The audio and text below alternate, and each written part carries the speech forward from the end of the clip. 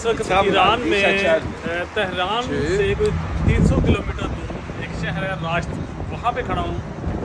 Iran का जैतून बड़ा मशहूर है और इस इलाके में जैतून पैदा होता है। अभी कैमरा मैन आपको जैतून दिखा देगा। और जिस एरिया में हम खड़े हैं ये मेन सेंटर है जैतून का। और ये जो कॉफ़ी इसको बोलते हैं, ये स्पेशल इनका गिफ्ट है। अगर आप ड्राइविंग कर रहे हैं या आपको ज़िन सुकून चाहिए तो ये स्मॉल कप में इनका कहते हैं कि स्मॉल कप ग्रेट एनर्जी, तो ये इनका गिफ्ट है। Full of energy. Full of energy. जैतून की तरफ से